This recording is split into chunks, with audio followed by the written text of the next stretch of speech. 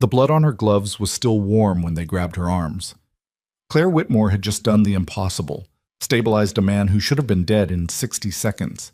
And now two security guards were dragging her through the trauma ward like she'd caused the problem instead of solved it. Her sneakers squeaked against the linoleum.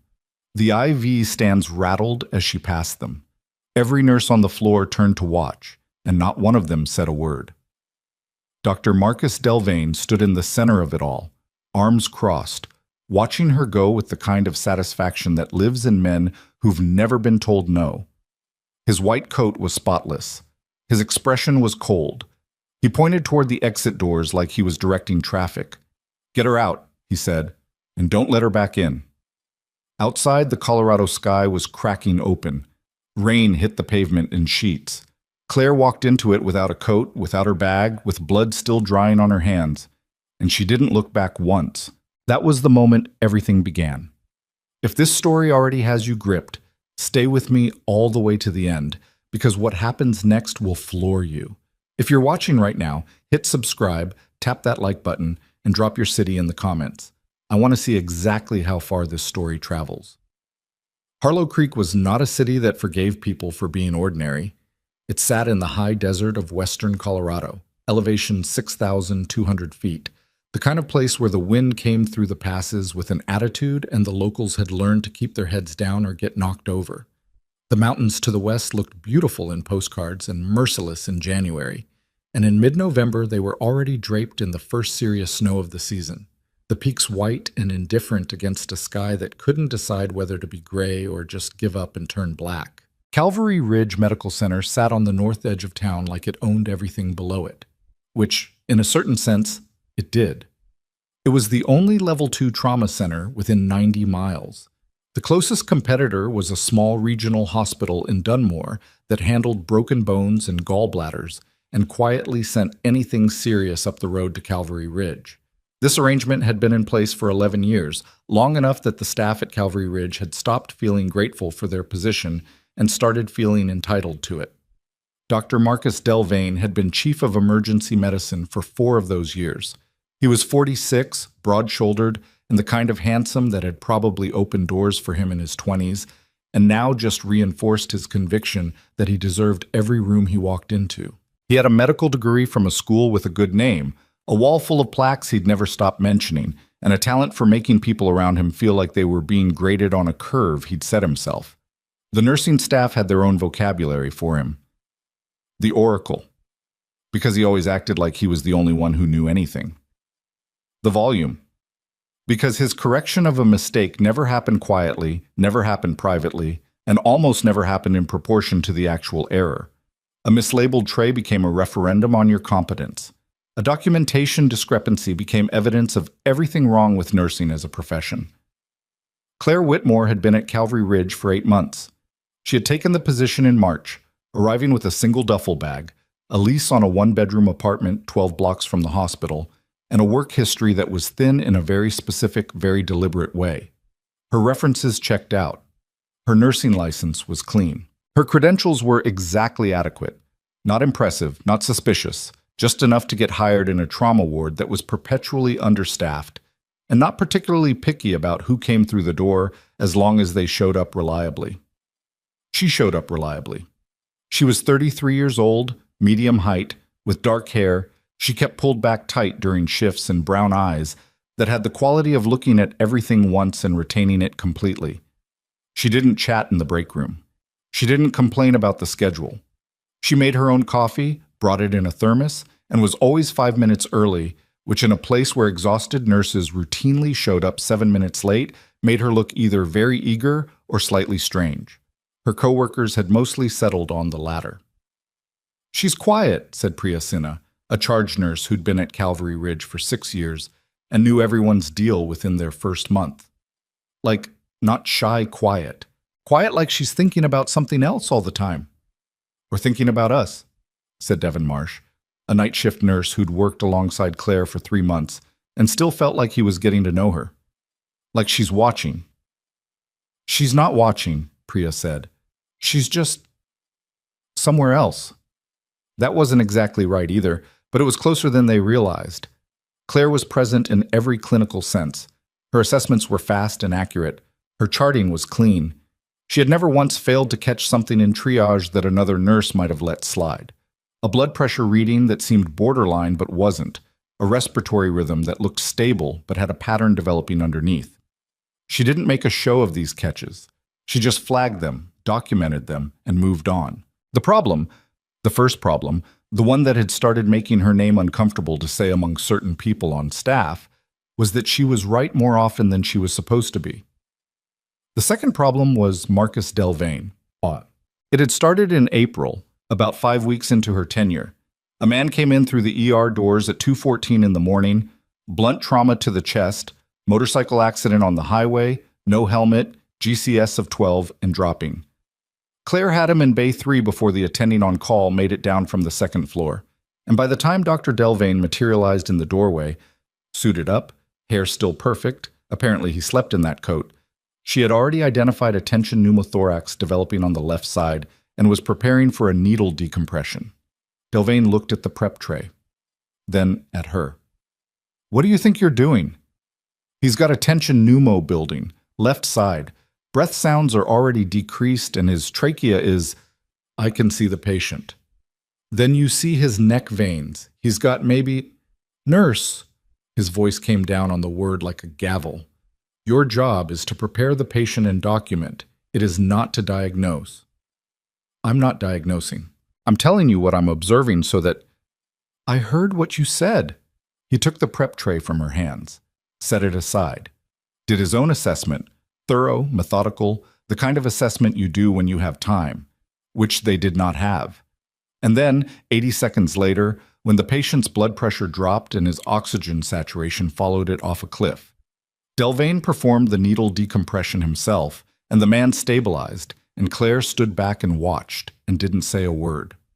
After the patient was transferred to the ICU, Delvain found her in the hallway.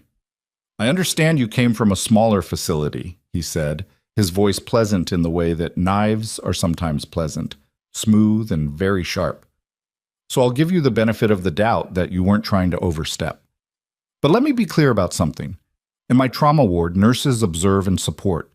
They do not make clinical decisions. They do not prepare intervention equipment without physician authorization. And they do not—" He paused, let that hang. "Tell me what they're seeing, like they think I need the tutorial." Claire looked at him for a moment. "Understood," she said. She went back to her charting. She didn't mention it again. But the dynamic had been set. And in the weeks that followed, it calcified into something public and practiced. Delvain began using her as a reference point, not in a good way. When he wanted to make an example, he made it about her. When a nursing student asked a question he considered obvious, he said, "Even a nurse like Whitmore could answer that one." When her charting on a complex case was actually faster and cleaner than the attending's notes, he found a single formatting error in her documentation and called it out at the morning briefing with 11 people in the room. "Attention to detail," he said, tapping the printout against his palm. "It's not optional. It's not a personality trait you either have or you don't. It's a discipline, and some of us are still working on developing it." Nobody looked at Claire directly. They didn't need to. She sat at the end of the table and wrote something in her notepad and moved on. Priya caught up with her in the locker room afterward. "That was completely out of line," Priya said. "He found an actual error. A margin note that was formatted wrong. Claire, he went out of his way." "I'll fix the formatting." Priya stared at her. "You're not even going to be upset about it?" Claire closed her locker. "Being upset about it doesn't fix the formatting." She walked out. Priya stood there for a moment, feeling inexplicably like she'd just been outclassed by someone who wasn't even trying to outclass her. Beset. By October, it had become something else. It was no longer just correction. It had become sport. Delvain had an audience now. 2 junior attendings who'd learned that agreeing with him was the path of least resistance, and 3 nurses who'd learned the same thing, and a charge rotation system that kept putting them together in overlapping shifts. It was the kind of small ecosystem that grows up around a person with unchecked authority, and like all such ecosystems, it had rules everyone understood without anyone stating them. The rule, as it applied to Claire, was simple. She was the example, the cautionary one, the one you nodded along with when Delvane was making his point. "Whitmore, what's your assessment of this presentation?" She would give it. Accurately, concisely, clinically sound. "Interesting." He would look at the chart for a beat longer than necessary. "Anyone else?" And whatever came next would be treated like it was better, even when it wasn't, even when it was almost word for word the same thing she'd just said, because the person saying it was someone Delvane had decided to treat differently. She stopped volunteering assessments unless directly asked. She narrowed her interactions with him to the purely transactional. She came to work, did her job at a level that was quietly excellent, and went home. Devin noticed. "You've gotten smaller," he told her one night, standing at the medication cart at 11 p.m., both of them 3 hours from the end of a shift that had started rough and gotten rougher. "I'm the same size I've always been." "You know what I mean." She was quiet for a moment, checking a label against the chart order with the kind of focus that looked automatic because it was. "I'm not smaller," she said finally. "I'm just careful." "There's a difference?" She sealed the medication envelope and set it in the tray. "Yeah," she said. "There is." He didn't know what to do with that. He wasn't sure she did either. So, the 1st of November brought an early hard freeze that cracked the hospital parking lot in 2 places and backed up the ER with cold weather injuries before noon. Claire worked a double because 2 nurses called out sick, and by 7 in the evening she had been on her feet for 11 hours, had eaten half a granola bar and a cup of coffee that had gone cold before she could finish it, and was running on the particular grim determination that comes from knowing you don't have a choice. Delvane had been in and out all day, which was worse than if he'd just stayed. In and out meant he kept finding her at the moment things were marginally wrong. A delay in one patient's discharge paperwork because the pharmacy system was down, a triage queue that had backed up due to a code on the 2nd floor pulling 2 attendings off the floor. Each time he found her adjacent to a problem, he made it mean something. "Your queue's backed up." "Pharmacy system is down. We're triaging manually." "I can see that. Why is it down?" "It is working on it." Whitmore. He said her name like it meant something specific and unflattering. "When the system is down, you don't wait for IT. You call the supervisor, you pull the backup protocol, and you keep the line moving. This isn't your first rodeo. The backup protocol is what we're running." "Then why is the queue still backed up?" She didn't answer. Not because she didn't have an answer. She did, a completely accurate one, but because she had learned that answering continued the conversation, and the conversation was not designed to reach any productive end. Delvane looked at her for a moment. "You know what your problem is?" She waited. "You think that doing the work quietly means you're doing it well. It doesn't. Visibility matters. Accountability matters. If I can't see what you're doing, how it's being done, and why decisions are being made, then for all I know, you're just standing there hoping things fix themselves." He gestured at the backed-up triage board. "Case in point." He walked away. Priya had heard the last 30 seconds of it from behind the nursing station. "Hey," she said quietly when Delvane was gone. Claire was already back at the board, updating triage markers. "Hey," Priya tried again. "Are you okay?" "Fine." "Claire." "I'm fine, Priya." Her voice was even. "Really?" Priya had known a lot of nurses over the years. She'd known the ones who broke and the ones who didn't, and she'd learned to tell the difference between someone who was genuinely fine and someone who had gotten so practiced at containing themselves that the container had become the whole person. She wasn't sure which one Claire was. She wasn't sure Claire knew either. But November 4th was the night everything broke open. It started like any other shift. Overloaded, understaffed, the usual controlled chaos of a trauma ward at 9 p.m. on a weeknight. Claire had been at work for 4 hours.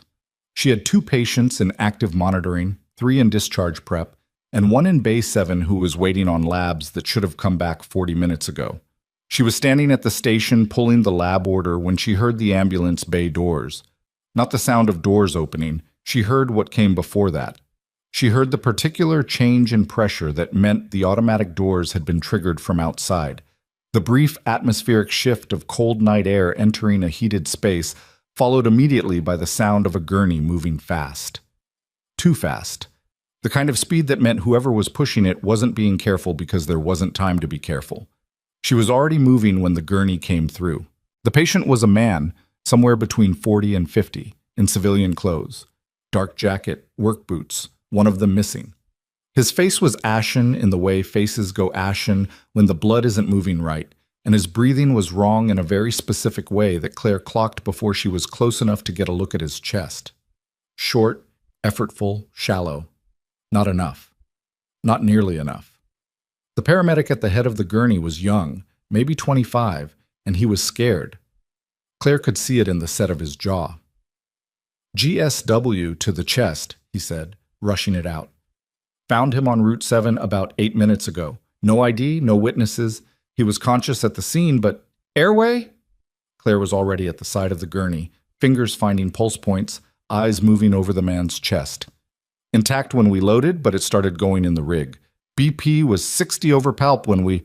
Bay 2, Claire said, already steering. Someone get me Dr. Delvain, now. The man's lips were the color of old chalk. His nail beds were heading toward blue. He was making a sound with each breath that wasn't quite a breath. A strained, wet effort that meant something was compressing what shouldn't be compressed. Bay 2. She had him transferred in under 20 seconds, and she was doing a rapid assessment with the kind of efficiency that didn't think about itself. It just moved. Breath sounds on the left, present, diminished. On the right, nearly absent, neck veins distended, trachea drifting. She knew what this was. She'd known what it was 30 seconds ago. Tension pneumo right side, she said, to no one and everyone at once, reaching for the supply cart with her left hand, while her right hand stayed on the patient's wrist. I need a 14-gauge needle, second intercostal, mid-clavicular. Someone grab me! What in the hell is happening here? Delvain's voice came from the bay entrance, the edges of it sharp with the particular sharpness of someone who walked in mid-situation and immediately assumed the worst about whoever was closest. Claire didn't turn around. Tension pneumothorax, right hemithorax. He's deteriorating fast. I need... Step back. His trachea is deviated. His breath sounds are... I said step back, Whitmore. He was at the other side of the gurney now, and she saw him grab the chartboard from the hook, flipping through the paramedic's field notes with the air of a man who had time to flip through notes. What's his last BP? 60 over palp in the field. That was... She looked at the clock. 11 minutes ago. He's worse now. You don't know that. I can hear it. Delvain looked at her over the top of the chartboard. It was a look she had been on the receiving end of before, but tonight it had something new in it. Something that was not just dismissiveness, but active decision-making. He was deciding in real time that she was wrong, not because he had evidence that she was wrong, but because she was the one saying it, and that was enough. Let me do my assessment, he said. He doesn't have time for... Whitmore! His voice came down like a door slamming. I will assess this patient. You will stand back and you will not speak again until I address you directly. Do you understand me? The monitor registered a blood pressure of 54 over 38. Claire looked at the screen. She looked at the patient. She looked at Delvain, starting his assessment with the methodical, systematic approach of a physician who had never once had to make a decision in under 45 seconds, because every situation he'd ever worked had someone below him handling the first 45 seconds. He has maybe 90 seconds, she said quietly. That is your opinion as a nurse, Delvain said without looking up, and it is not relevant. The patient's oxygen saturation hit 72 and kept dropping. Everything happened in the next 10 seconds in a way that couldn't be organized into a clean sequence afterward. The monitor alarm went. The patient's body went rigid with the particular tension of someone losing the fight. Delvain looked up from the chartboard, and Claire Whitmore moved. She had the needle in her hand before anyone else in the room processed what was happening. 14 gauge. Left hand finding the landmark by muscle memory more than thought. Second intercostal space, mid-clavicular line right side. And the insertion was fast and controlled and absolutely precise, and there was the hiss of air that meant the pressure was releasing, that the needle had found exactly what she said it would find, and the patient's body unclenched, and the monitor's alarm note shifted, and the saturation curve stopped falling. The room was completely silent. Delvain hadn't moved. The monitor climbed. 74. 79, 85. The patient took a real breath. His color didn't come back all the way. It wasn't going to come back all the way tonight, but the ashen gray broke slightly and the nail beds started making their way back from blue. Claire checked the needle placement, checked the monitor, stepped back and picked up the chartboard that Delvain had set on the edge of the gurney. She began documenting. The silence lasted approximately 4 more seconds. You just performed a medical procedure without authorization. Delvain's voice was very quiet, which was worse than when it was loud. He was going to die. That is not your determination to make. It was the correct intervention for the presentation. You are a nurse. He said the word like it was a verdict. You do not perform needle decompressions. You do not decide when a patient is critical enough to justify bypassing physician authority. You do not... He stopped. His voice was doing something complicated, cycling through the frequencies of a man who is furious and also, somewhere under the fury, aware that he'd been standing still while she'd been saving a life. And he did not know how to hold both of those things without one of them becoming something he couldn't afford. He pointed at the door. Get security, he said to a nurse near the station. Then to Claire, you're done. You're terminated. Tonight. The patient is being handled. He moved to the gurney, taking position like he was resuming command. You need to leave this bay. You need to leave this facility. And if you ever attempt to touch a patient in this hospital again without authorization, you will be facing more than termination. Claire looked at the patient, his monitor readings, his breathing, the needle she'd placed. She looked at Delvain, who was now doing his own assessment with the systematic thoroughness of a man demonstrating competence, and she understood with complete clarity that none of it mattered. The correctness of her decision, the fact that the man on the gurney was alive because of what she'd done. None of it had any weight in the economy of this room, where what mattered was authority and whose name was on the door. Security arrived 2 minutes later. They were apologetic, which was worse than if they'd been indifferent. They knew her. Everyone in this hospital knew her by now, in that specific way people know the person who is always being made an example. They knew her as the problem, the cautionary tale, the one Delvain pointed at when he wanted to illustrate what happened when people forgot their place. Miss Whitmore, said the older of the two, a man named Earl who'd worked this facility for 15 years and had the bearing of someone who hated this part of his job. I'm going to have to ask you to come with me. I know, she said. She stripped her gloves, dropped them in the biohazard bin, picked up her notepad, the small one she always kept in her scrub pocket, and walked out of Bay 2 without looking back at the monitor, at the patient, at Delvain, at any of it. The hallway was long and fluorescent and populated with people who had seen what had happened or heard what had happened or would hear about it in the next 20 minutes. They moved out of her path without exactly making room for her. The particular social geometry of a person being escorted out. Priya was at the nursing station. She saw Claire and her face did something that Claire decided not to look at directly. Claire, I'm okay. They can't just... Priya. Claire stopped walking. Not long. Just one beat. Just long enough to look at Priya directly and say with absolute even steadiness, he's stable. The patient in Bay 2. He's stable. Make sure someone keeps watching that monitor. Priya's expression broke slightly. Yeah, okay, yeah, I will. Thank you. She kept walking.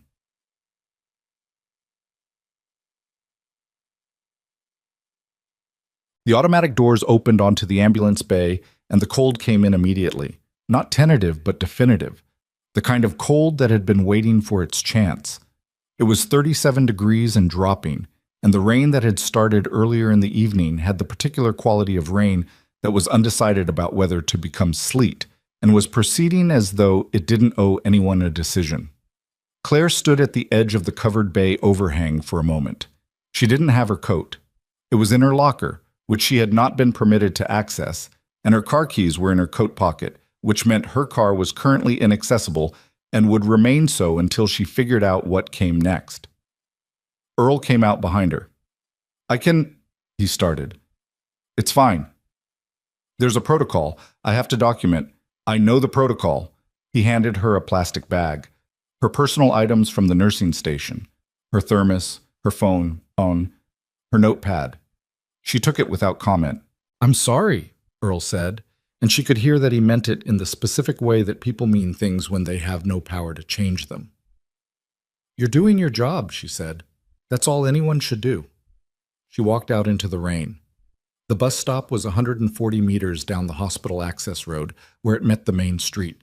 She walked to it with her arms at her sides, not hunched against the cold, not hurrying, the rain making dark patches on her scrubs and plastering a strand of hair across her forehead, and her hands still faintly stained from the patient she'd stabilized, and the gloves that hadn't quite cleaned everything up.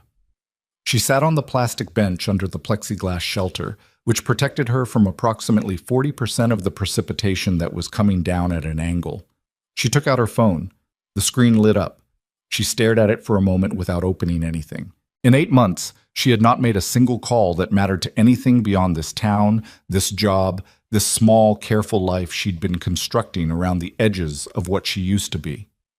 She had a number, one number, saved under initials only, never called, never even hovered over, that represented a door she had decided to keep closed. She locked the phone, put it back in the bag, sat in the rain. Down the road, the lights of Calvary Ridge Medical Center burned against the dark sky. All those lit windows representing all those people going about the business of keeping patients alive, some of them well, and some of them badly, and some of them doing both in the same shift. Somewhere in Bay 2, a man whose name she didn't know was breathing because of what she'd done. His monitor numbers, if someone was watching them the way she'd asked Priya to watch them, were probably stabilizing further. She did not know who he was. She did not know why he'd been on Route 7 with a gunshot wound and no identification, and no one apparently looking for him. She sat with the rain coming through the gap in the plexiglass at the corner and thought about these things in the way she thought about most things. Directly, without decoration, without the softening that most people applied to situations they didn't know how to hold. She had done the right thing. She had done the only thing. It had cost her the job, which had been the only thing keeping her anchored to this particular version of this particular life. She was not sure yet what that meant. What she did not hear, because she was sitting with her head slightly bowed and the rain was making enough noise to cover it, was the first distant sound coming from the north, very low, very rhythmic, the kind of sound that didn't belong to any weather pattern or any late-night truck route or any normal reason for vibration in the cold November air.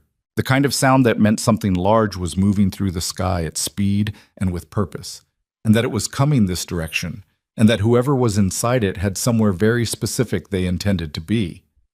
The sound got louder.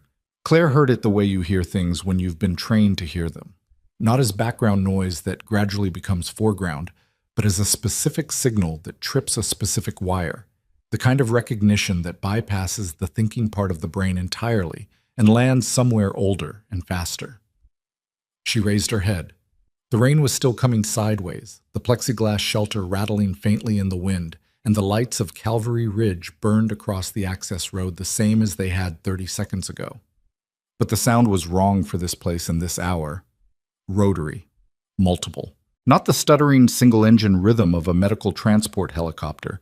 She knew that sound in her sleep, had known it for years before she ever set foot in a civilian hospital. This was heavier, more deliberate, the kind of acoustic signature that meant serious weight moving through serious airspace with the kind of clearance you didn't get by filing a standard flight plan. She stood up from the bench.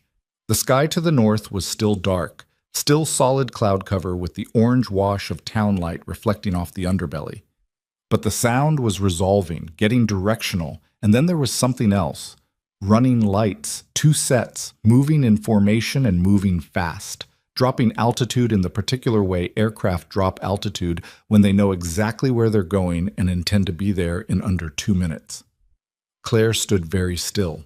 She watched the lights angle toward the hospital. Then she sat back down, slowly, and picked up her phone again. The initials in her contacts were GR. She had not pressed that name in 14 months. She stared at it for 3 seconds, listening to the rotor sound grow from distant to proximate to the kind of volume that made the plexiglass shelter shake and caused a car on the main road to pull over because the driver wasn't sure what was happening. She locked the phone again. Whatever was landing at Calvary Ridge Medical Center in the middle of a November rainstorm at 11:15 at night, that wasn't her situation anymore. She had been terminated, escorted out. Her badge had been collected by Earl with an apologetic expression and a form she'd signed in the ambulance bay because it was easier to sign it than to stand there in the rain arguing about severance timelines. She was a former employee sitting at a bus stop getting rained on. She was also the only person who had treated the man in Bay 2. She pressed GR. It rang twice. Whitmore. The voice on the other end was not surprised. Nothing in that voice was ever surprised. It was the voice of a man who had been in enough situations that surprise had been sanded off somewhere around year 12. General Raymond Kowalski, U.S. Army, retired nominally but not actually. A man who had her file memorized the way you memorize things that matter to national security and not for any other reason. "Sir," she said, "I'm aware of your location." That landed strangely. She paused. "Okay. And I'm aware of the patient in Bay 2. A beat. His name is Colonel Darius Vance, Special Operations Command, attached to a classified task force that has been operating out of Fort Calloway for the past 18 months. He was not supposed to be on Route 7 tonight." Claire processed this without moving. The rain ticked against the plexiglass. "How bad is the breach?" "That's being assessed. What I need to know right now is whether he's alive because of what you did."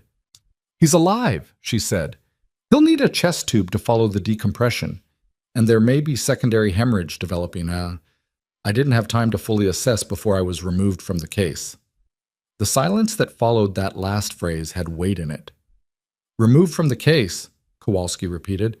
"Terminated, actually, about 40 minutes ago."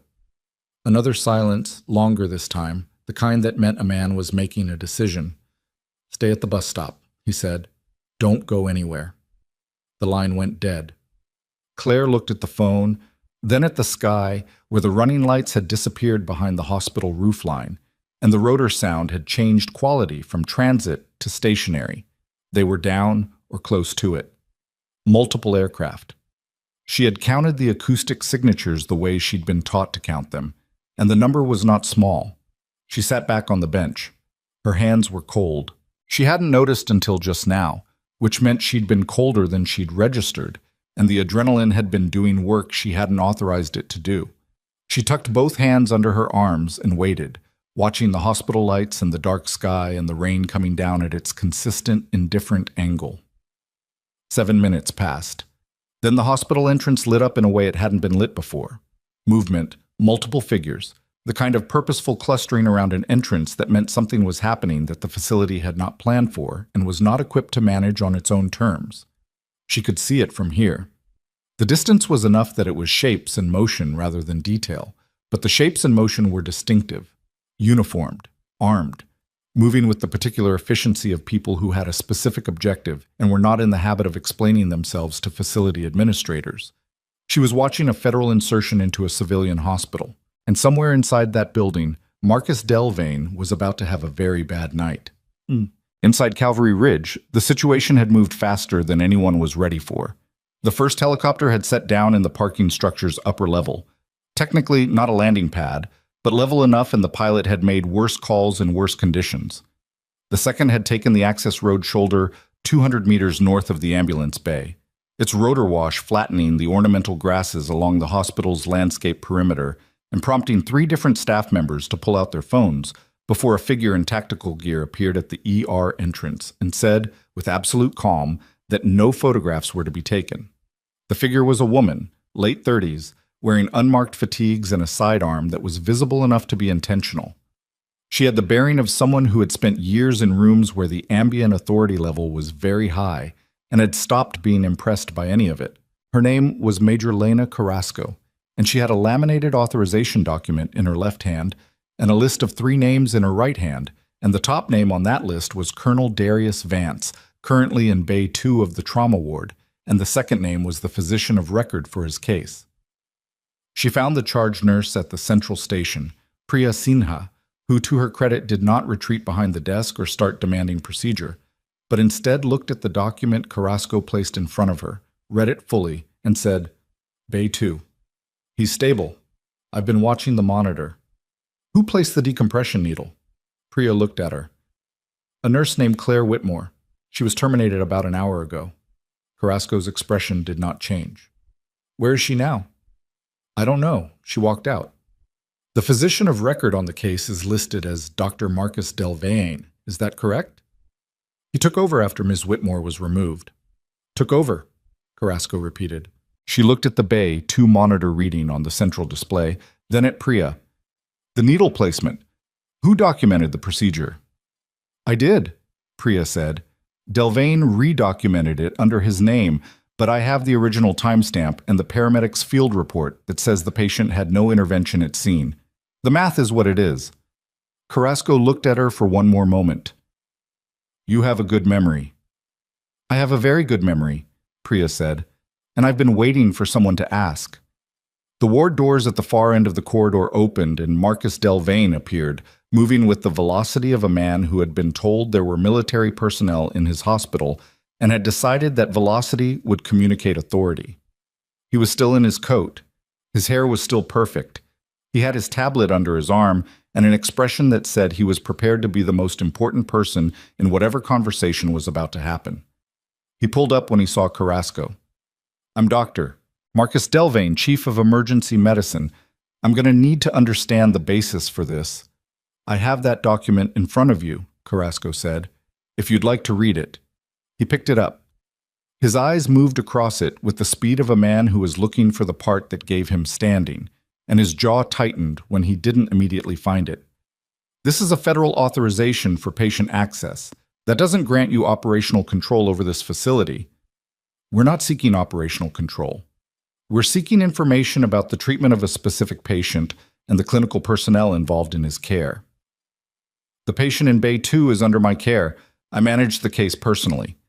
Carrasco looked at him for a moment that lasted exactly long enough to be uncomfortable. The paramedic who transported Colonel Vance has provided a timeline showing the patient arrived in cardiac distress with no viable airway and a deteriorating tension pneumothorax. He states that a female nurse performed emergency decompression within approximately 90 seconds of the patient's arrival and that the patient stabilized as a direct result of that intervention. She paused. He also states that the physician on record was not present at the time of the intervention and did not perform the procedure. Delvain's expression went through several things very fast. Surprise, calculation, the specific recalibration of a man who had told a story and was now standing in the room where the original version of events was being read back to him. The paramedic may have been mistaken about the sequence, he said. The paramedic was not mistaken, said a voice from behind him. It was Devin Marsh coming up the corridor from the Bay Area with his arms at his sides and the look of a man who had been deciding something for the past hour and had finally decided it. He'd pulled his documentation from the shift folder, which he was holding in one hand. I was in the Bay. I saw what happened. Claire Whitmore placed that needle. She identified the tension pneumo before anyone else in the room did. Delvain told her to step back, and she stepped back, and the patient coded, and she moved. Delvain turned. Marsh, I have the shift log, Devin said to Carrasco, not to Delvain. Time-stamped. I've got the sequence from intake to intervention, and Ms. Whitmore's actions are documented separately from the chart revision that happened afterward. Carrasco accepted the folder. She did not look at Delvain when she did it. Where's Claire Whitmore now? She asked Devin. She walked out about an hour ago. Bus stop on the access road, probably. She doesn't have her car keys. They're in her coat in the locker room. Thank you. Carrasco handed the folder to the officer behind her. Then she turned to Delvain, and the change in her attention was a palpable thing, the shift from information gathering to something more deliberate. Dr. Delvain, I'd ask that you remain available for questions. My team will need a formal statement regarding the sequence of events tonight. I have a hospital to run. You do, she agreed. That's why I said available, not detained. She held eye contact for one beat longer than comfort allowed. Tonight. She turned and walked toward the exit. Behind her, Marcus Delvain stood in the corridor with Devin Marsh 3 feet away, and the entire nursing station turned toward him, every face a version of the same expression, carefully neutral, watching, waiting to see what settled when it settled. He said nothing. He went back toward his office, and the sound of his footsteps on the linoleum was different from how they usually sounded, though no one could have said precisely why. The vehicle that pulled up to the bus stop was a standard military transport, dark, unmarked, with the particular blankness of a government vehicle that had been designed to be invisible in plain sight. It stopped exactly at the shelter. The rear door opened. The man who stepped out was in his mid-60s, wearing fatigues with enough insignia to tell you he didn't need to announce himself, which he did not. He was built like someone who had spent 30 years in the field and had the posture to prove it. Straight, unhurried, the kind of physical stillness that reads as authority in the most instinctive register. His face was weathered, and his eyes were direct, and he was looking at Claire with the expression of a man who had been given a briefing on the bus ride over and was already reconciling what he'd read with what he was seeing. He came to a stop at the edge of the shelter. Claire stood. They looked at each other for a moment that had considerable history in it without either of them having met before. "Brigadier General Harold Ostroff," he said. "I command the task force Colonel Vance was attached to." Claire Whitmore. "I know who you are." She waited. "I was told you saved his life tonight," he said. "I performed a needle decompression that bought him time," she said. "Whether he's saved depends on what the follow-on care looks like." "The surgical team is with him now." He paused. "My team." "Good." Ostroff studied her for a moment. The rain was still coming down, and he was getting wet, and he did not seem to notice or particularly care. "Major Carrasco is pulling the records from inside. She's also pulling the personnel file on the physician who terminated you tonight." His voice was even and informational. "It seems Dr. Delvain has a habit of documenting outcomes in ways that credit himself regardless of who did the actual work. Tonight is apparently not the first time." Claire said nothing. "You're not surprised," he said. "No." "You've known about it." "I've observed it," she said carefully. "I'm not in a position to speak to his broader pattern. I only know what I've seen in 8 months." 8 months. He said it like he was testing the weight of it. "You've been here 8 months." "Yes, sir." "And before that?" "Before that, I was somewhere else." The corner of his mouth moved slightly. Not quite a smile. Something that recognized what she was doing and didn't push. "Major Carrasco will need your formal account of tonight's events, the clinical sequence, your assessment, the intervention, and the circumstances of your termination." "I'll give it." "I'd also like to know—" He stopped. Started again, which was interesting because he did not seem like a man who started sentences over often. "The work you did in there, the placement, the speed, the differential, that's not nursing school technique." Claire met his eyes. "No," she said. "It isn't." "I've read a version of your file," he said. "The version that exists, the civilian version." She waited. "There's another version," he said. "I've been told it exists. I've been told it's—" He paused, and something moved across his face that looked like it might have been respect if you were watching carefully enough. Extensive. The rain came down. "I left that version behind," she said. "I know. I'm not here to reopen it." He turned slightly, looking back toward the hospital, toward all those lit windows, toward the upper parking level where one of his helicopters was still sitting and would sit until his people were done. "I'm here because one of my best officers is alive, and I wanted to look at the person who made that happen." He turned back to her. "And because that person is standing at a bus stop in the rain at 11:30 at night, having just been fired for doing the right thing." Claire didn't answer that directly. "I'll need to retrieve my coat and keys from the locker room." "That's been arranged, and I'll need to formally dispute the termination." "Also being arranged." He paused. "You should know that Dr. Delvain's claim to have managed Colonel Vance's case personally is being reviewed. The paramedics' report, the shift documentation, and at least 2 witness accounts contradict his version of events." He said this without inflection, the way someone states facts that have already been categorized. "The hospital administration has been notified that federal investigators have an interest in the matter." Something shifted in Claire's chest. Not satisfaction. It was too early and too uncertain for satisfaction. But something. "I have a question," she said. "Go ahead." "The colonel, why was he on Route 7? Ostroff looked at her steadily. "That's classified." "I understand. I'm asking because whatever put him on that road at that hour without identification is still out there. And if it's connected to his task force, then someone inside that facility just processed a high-value military casualty without any operational security protocols. And every person who saw him, that is also being handled. Okay, she nodded once. Just wanted to make sure someone was asking. Someone is asking, he said. Several someones. He held her gaze. You don't stop, do you? It wasn't a question. No, sir, she said. I don't. He nodded, just slightly, the kind of nod that means more than agreement. Major Carrasco will come out when she's ready for your statement. You can wait in the vehicle if you'd like. It's warmer. He gestured toward the transport. Claire looked at it, then at the hospital, then at the rain. She got in the vehicle.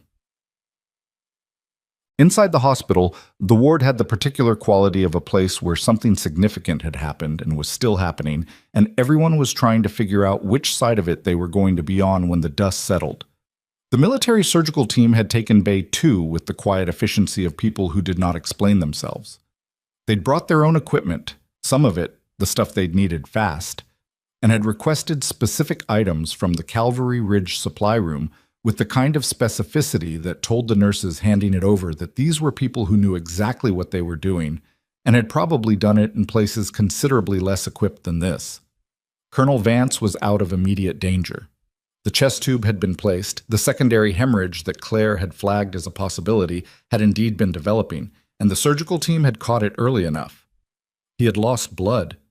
He was going to be in recovery for weeks, but he was not going to die tonight, which had been the viable alternative 2 hours ago. Priya stood at the edge of the bay and watched the military team work and felt something she didn't have a clean name for. Relief was part of it. Anger was part of it. The specific anger of someone who had watched a competent colleague be systematically undermined for 8 months and hadn't done enough about it, and was now standing in the aftermath of what that inaction had allowed. Devon appeared at her shoulder. Carrasco is in Delvane's office, he said quietly. Alone with him? With 2 people from her team. Priya absorbed this. What do you think they're asking him? Everything, Devon said. He was quiet for a moment. I should have said something earlier about the pattern, not just tonight. I should have too. She caught things for 8 months that he took credit for or dismissed. That patient in April, the one with the tension pneumo, I know.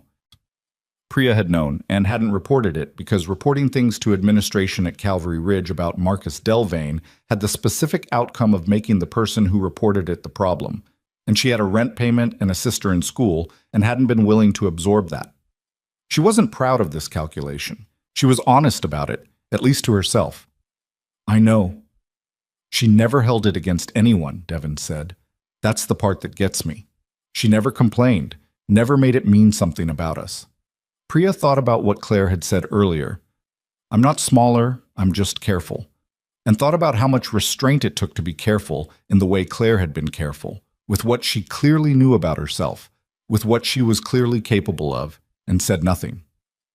Down the hall, through the closed door of his office, Marcus Delvane was sitting across from Major Lena Carrasco and her team. The conversation in that room had started with the events of tonight and was rapidly expanding outward, the way these conversations do when the first stone gets turned over and there are more things underneath than anyone had bothered to count.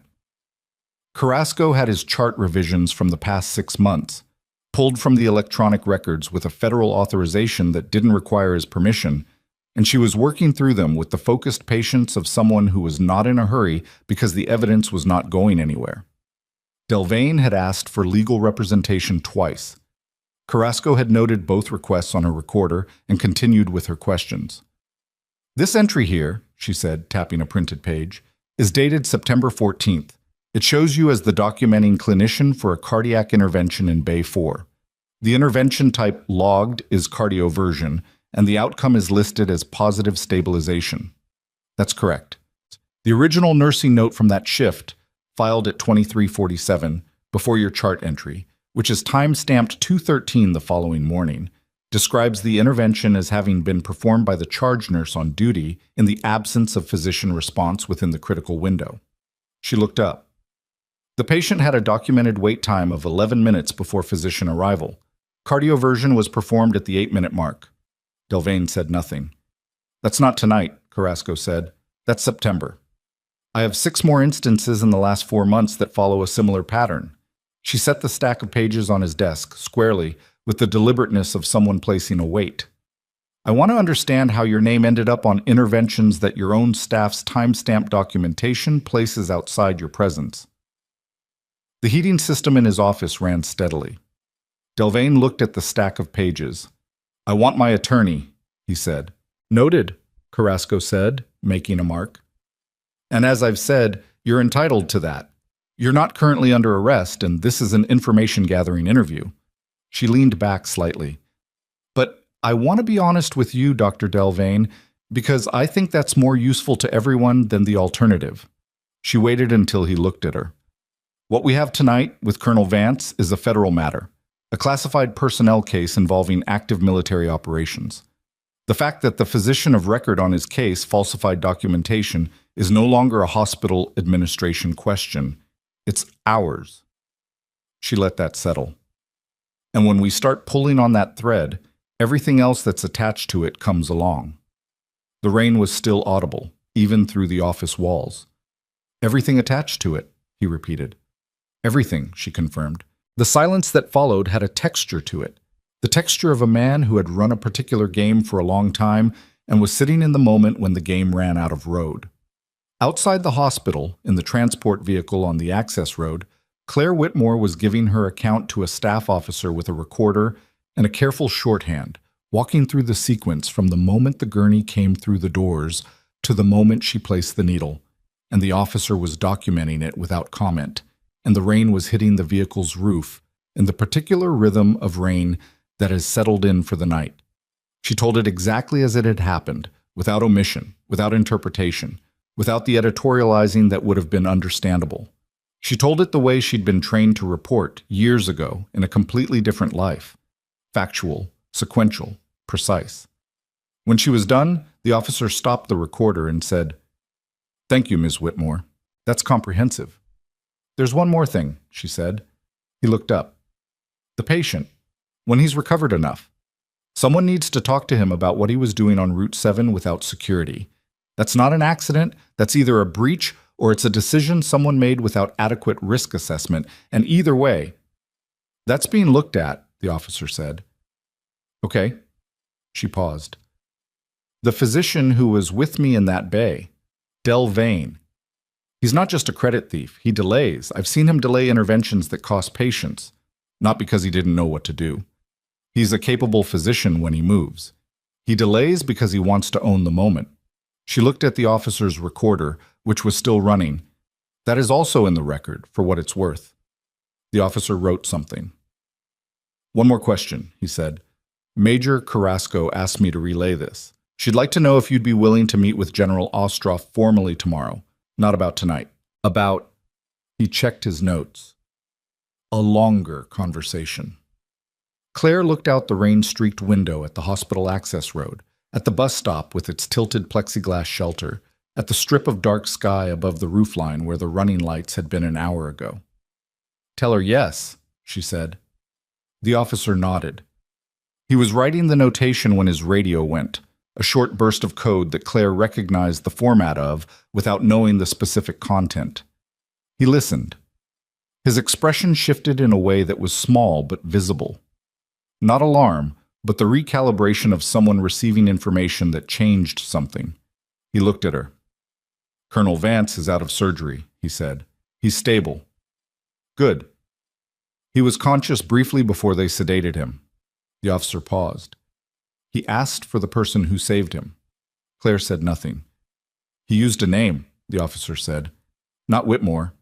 A different name." He looked at his notepad. "He asked for someone called Reyes." The rain hit the roof. Claire's expression didn't move, but something behind it did. Something that had been very carefully held in place for 14 months shifted, just slightly, in a direction she hadn't been prepared for. No one had called her that name in over a year. The officer was still watching her. He had the good sense not to say anything else, just let the name sit in the air of the vehicle and wait for her to do something with it. The recorder was still running. The rain was still hitting the roof. And Claire Whitmore, or whoever she had been before she was Claire Whitmore, was very still in the way that still means occupied, not absent. "He's sedated now?" she asked. "Yes, they put him under after surgery. He won't be conscious again for several hours." "Then it can wait." "Major Carrasco may disagree." "Major Carrasco can disagree when Colonel Vance is awake and stable and able to have a conversation." Her voice was flat and final. "Not before." The officer made a note. "He didn't push." Claire looked out the window. The access road was quiet now. Say, the second helicopter had lifted off from the shoulder 20 minutes ago, and the one on the parking structure would follow when the surgical team was done.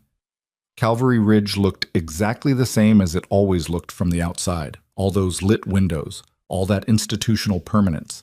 From here you couldn't tell that anything had changed inside it, but things had changed. She could feel the specific quality of that change the way you feel a pressure differential. Not through any one signal, but through the accumulated weight of all of them at once. Darius Vance knew her other name. That was the part she was sitting with. Musk.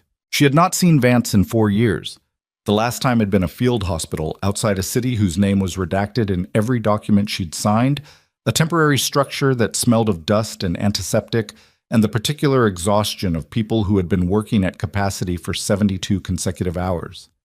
He'd come in with 2 of his operators, one of whom hadn't made it past intake. The other had. Vance had stood at the foot of the man's bed for a long time after the surgery, and then found her at the supply station and said without any ceremony, "You're the one who kept Martinez breathing." "Yes," she'd said. "Thank you." "Do it again and I'll be less gentle about it," she'd told him, because he'd brought Martinez in 40 minutes after the injury instead of the 15 that the field protocol required, and Martinez had nearly died for that 40 minutes. Vance had looked at her for a beat. Then he'd almost smiled. "Understood, Reyes." That was it. That was the whole conversation. She hadn't seen him again after that deployment, hadn't expected to see him in a trauma bay in western Colorado 4 years later with a gunshot wound and no identification and his airway collapsing. The name Reyes belonged to a version of herself that she had legally, deliberately, and thoroughly set aside. The paperwork had taken 8 months, and the cooperation of people who did not extend such cooperation casually.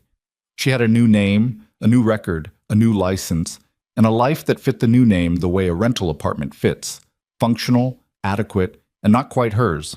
Vance recognizing her complicated things in a very specific direction. She needed to think about how complicated, and how much of that complication she was willing to hand to General Ostroff in the morning. The vehicle door opened. Carrasco leaned in from outside, rain on her shoulders. The kind of unhurried energy that meant she'd done what she came to do and was ready for the next thing.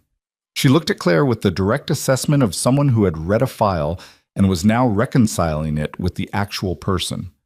"We're done inside for tonight," she said. Delvain lawyered up, which was expected.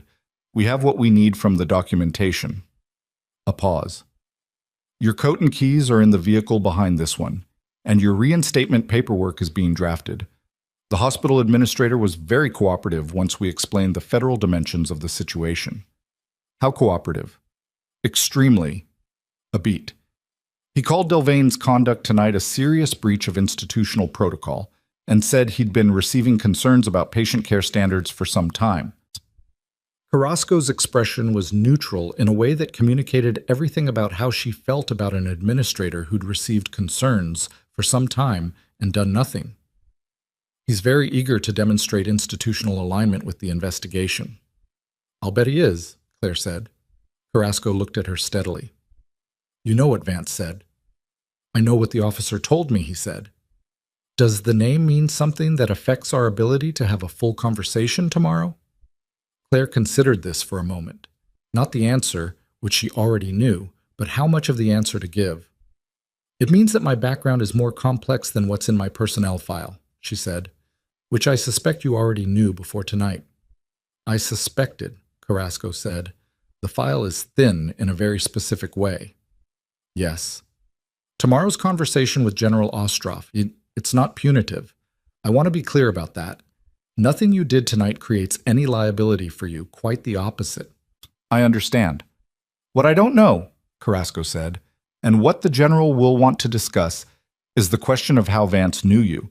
Because if he knew you under a different operational identity, then the fact that he was found on Route 7 and ended up in your trauma bay isn't necessarily coincidence. The rain hit the vehicle roof. Claire felt the sentence land in her chest like a structural change, the way a building settles when something load-bearing shifts. She had been holding the events of tonight in two separate categories, her situation and Vance's situation. That separation had just become untenable. "You think he was coming to me," she said. "I think it's a question worth asking," Carrasco said, "and I think you're the only person who can help us answer it." "What, chum?" The ward was quieter at 1 a.m., the way hospital wards go quiet without ever actually going silent. Monitors steady, the soft machinery of kept-alive bodies doing their work, a nurse moving between bays with the practiced economy of someone deep in a shift.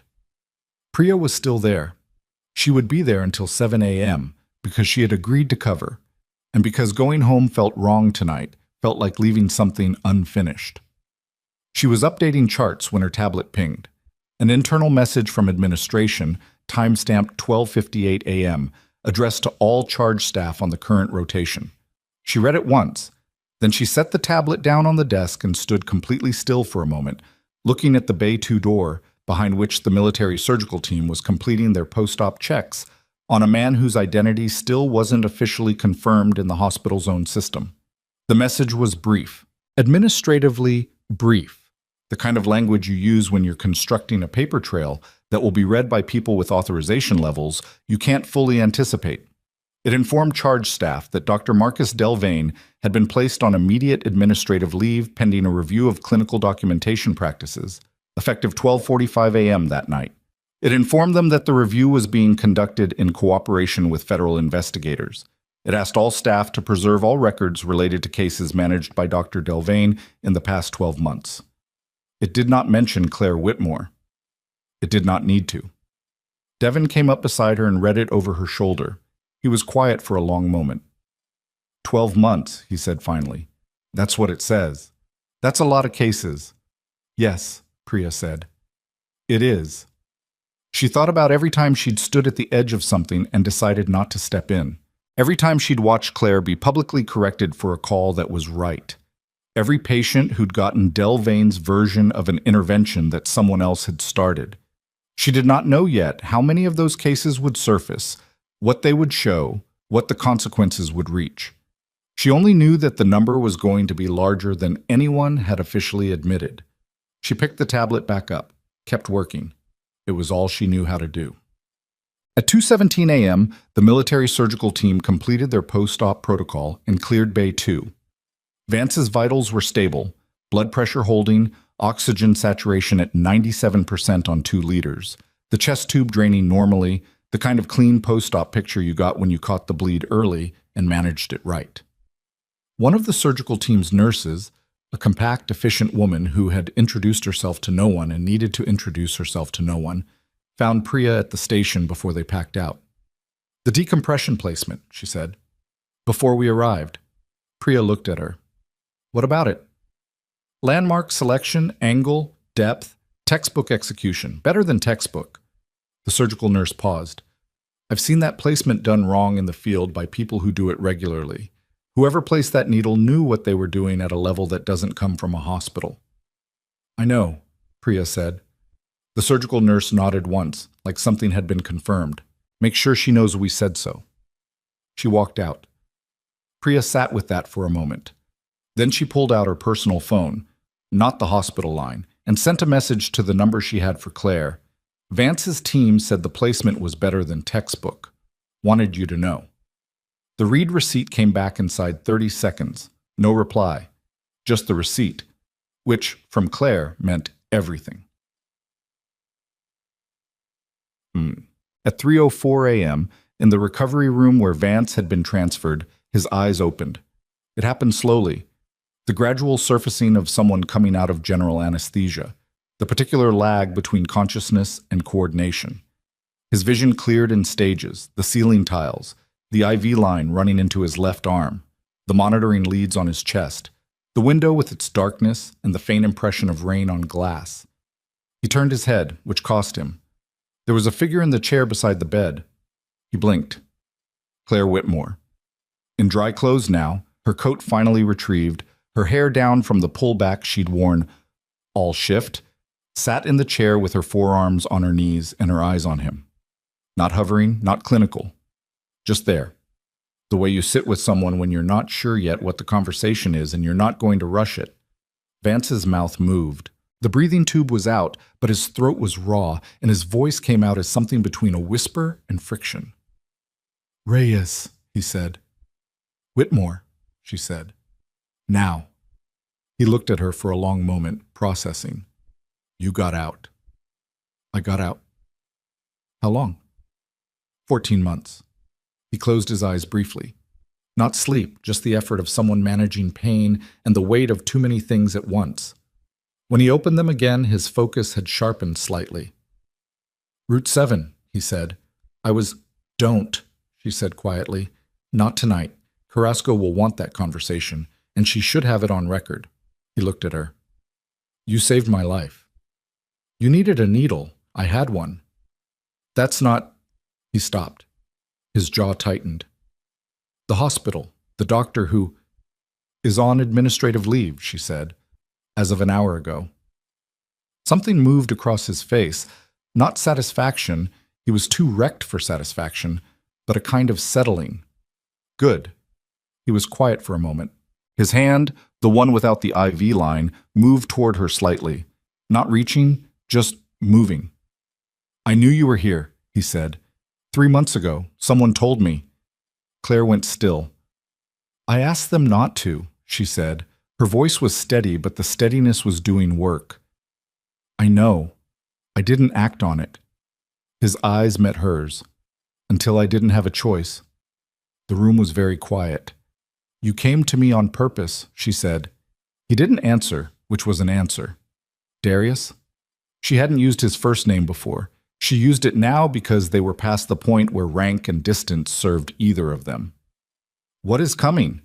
He looked at her for a long moment, and the thing in his face was not just pain and not just exhaustion, but the specific expression of a man who had been carrying information that was too heavy to carry alone and had made a decision, tonight, about who he trusted with it. "Not what," he said. "Who?" The monitor beeped steadily. "Someone inside the task force," he said. 14 months. They've been watching you." The monitor beeped 4 times before Claire answered. "Since when?" she said. It was not a question, so it was the beginning of a calculation, and her voice had the quality of someone running numbers fast. 14 months is what I know." Vance's voice was fraying at the edges, but his eyes were clear. The anesthesia was still in him, slowing everything except his focus, which had the narrow intensity of a man who had been waiting to say this and was aware he might not get another chance to say it cleanly. "I didn't know it was a watch on you specifically until 6 weeks ago. I thought it was a task force security issue. Internal audit, standard counterintelligence sweep. Then one of my guys found a separate file, not in the official system, maintained outside the chain. Who ran it? That's what I was trying to find out." He stopped, breathed carefully. She could see him calibrate the breath around the chest tube, the shallow, deep compromise of someone working with reduced lung capacity and knowing it. Someone with enough clearance to access your separation records, to know what name you were using now, to know where you were. Claire sat back in the chair, not away from him, just back, giving herself the inch of distance she needed to think without the proximity of his condition pulling at her attention. He was stable. He was not going to crash again tonight. She could afford to think. 14 months. She had separated 13 months ago. Someone had been watching since before she finished the paperwork. "The route," she said. "You came to me directly, not through Kowalski, not through any official channel, because whoever it is has access to official channels." His hand moved slightly on the sheet. "I couldn't risk it going through the system. I came alone because alone was the only configuration I could control. And it almost killed you." "It did almost kill you," he said, which landed wrong and he knew it. "The thing on Route 7, I was intercepted. I had a 20-minute window and someone closed it to 8. I didn't know until I was already on the road." "Intercepted how?" "Vehicle contact. I got clear, but not clean." His jaw tightened. "I should have called it, should have aborted, but I was 4 miles from the hospital and I thought—" He stopped. You thought you'd make it, she said. Yeah. You nearly didn't. I know. He looked at her steadily. Claire, the file they kept on you. It has your full operational record. Not the redacted version, the actual record. 14 deployments, every mission where your name appeared, every outcome. He paused. If that gets to the wrong people, your cover doesn't just break. Everything you built under the new name gets retroactively. I understand what it means, she said. The room held the particular silence of two people who have been in situations where the stakes were very high and have learned to be quiet inside those situations rather than filling them with noise. Carrasco, Claire said finally. Can she be trusted? I think so. I don't know her well. Ostrov I trust. Ostrov put the task force together. He did. Which means if the breach is inside the task force, he either knows about it, and it isn't a breach, or he doesn't know, and he's going to want to burn whoever it is to the ground. Vance's eyes were getting heavy, not from inattention, but from the simple biology of a body that had been through surgery and blood loss and was now demanding payment. I can't stay awake much longer. I know, sleep. You're going to go to Ostrov in the morning. Yes. Tell him about the file. Tell him about the intercept on Route 7. His voice was going softer. Tell him I said the name Farrell. Claire looked at him sharply. Farrell? Yeah. His eyes were closing. He'll know what it means. She waited to see if there was more. There wasn't. His breathing evened out into the particular rhythm of someone who had stopped fighting the pull, and within 90 seconds he was under again. Genuine sleep this time, not the chemical absence of anesthesia, but the earned unconsciousness of a body finishing what the drugs started. She sat with him for another 10 minutes. Then she got up, quietly, and walked out of the recovery room and down the corridor and out through the side exit into the night air, which was still cold and still carrying rain, and she stood there for a moment with her hands in her coat pockets and her face tilted slightly up toward the dark sky. Farrell. She knew the name.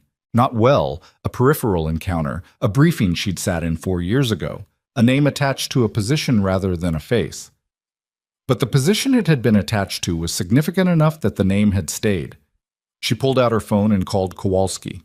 He answered on the first ring, which meant he hadn't been sleeping. Vance is awake, she said.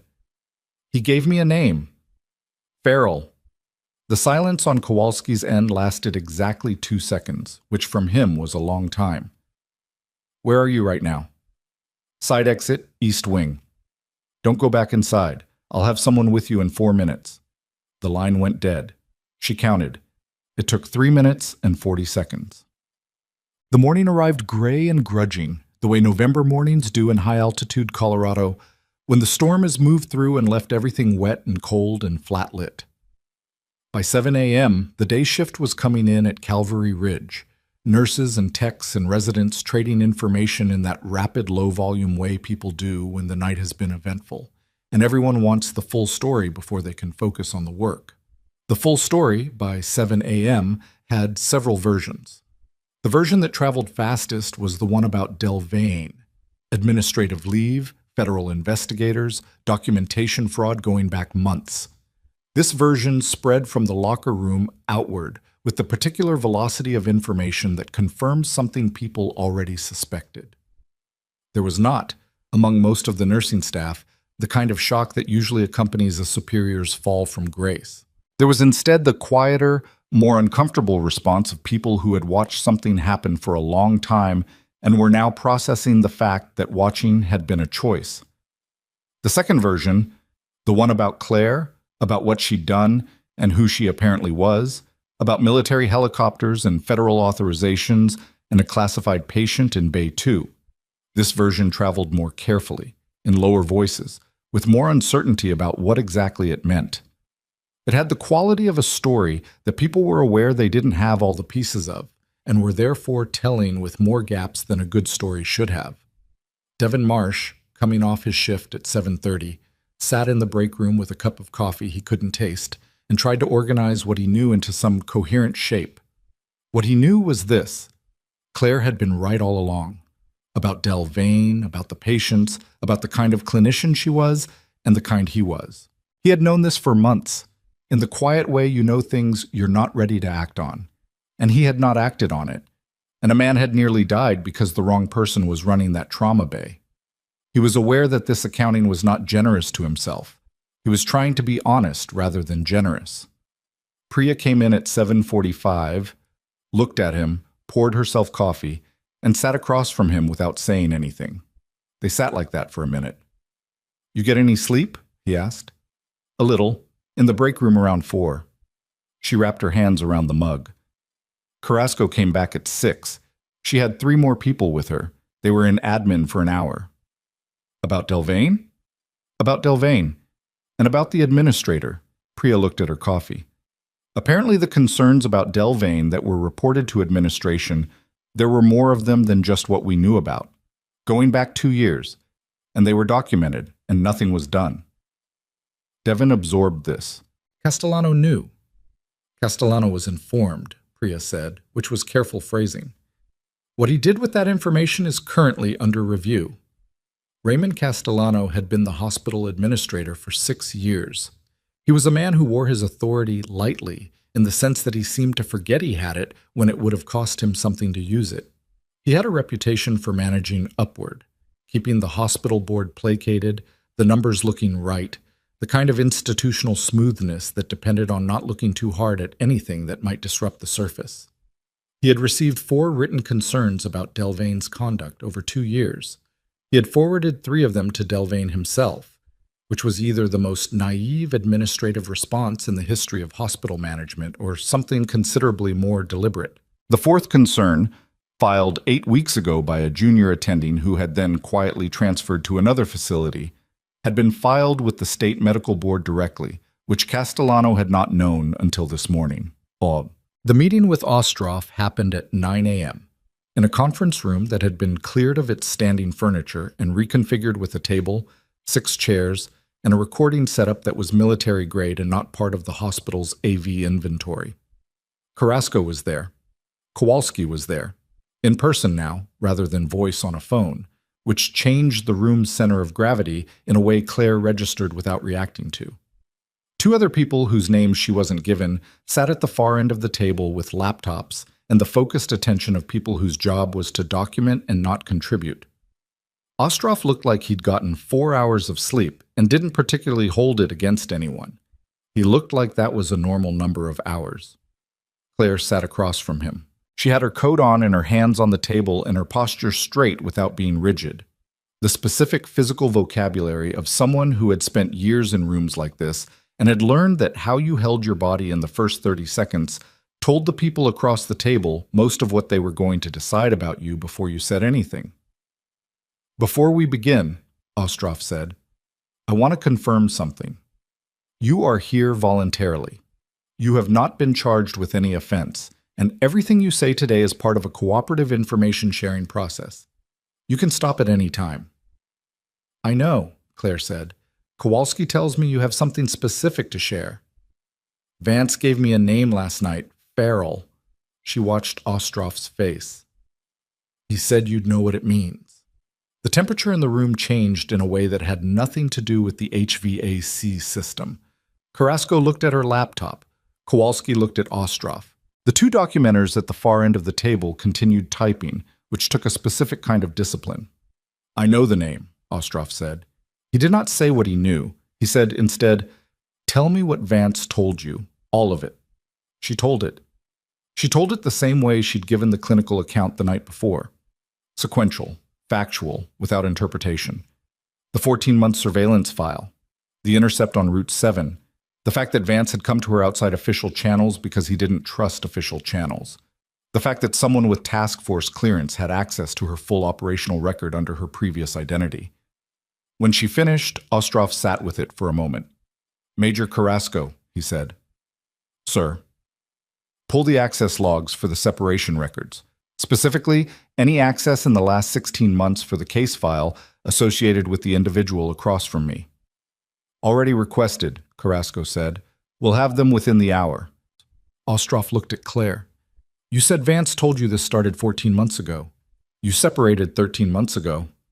"Yes, Someone accessed my record before my separation was final, which means they knew you were separating and started building the watch file before you'd officially finished transitioning.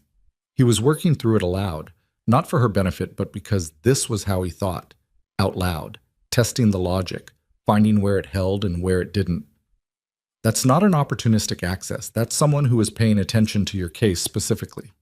I know. Do you have any idea why? She had thought about this for most of the night, in the 4 hours between leaving Vance's recovery room and arriving at this table. She had thought about it with the particular rigor of someone who had been trained to threat assess and had been trying for 14 months to stop doing that. My last deployment, she said, there was an incident. Not in my record, the version of my record that exists officially, but the operational record, the full one. It would show it. What kind of incident? I identified a targeting discrepancy. A strike package that had been routed through the task force I was attached to. The coordinates were wrong. She kept her voice even. Not wrong as in an error. Wrong as in deliberately altered. The room was very quiet. I flagged it, she said. The strike was redirected. Nobody died who shouldn't have. She paused. But someone in the coordination chain knew I'd flagged it, and I couldn't prove who. That's part of why I separated. Ostroff looked at her steadily. You separated because you'd identified possible deliberate coordinate manipulation in a strike package and didn't know who was responsible. I separated because I knew what I'd seen and couldn't act on it safely from inside. And you thought leaving would... I thought leaving would make me less useful as a target. She held his gaze. I was apparently wrong.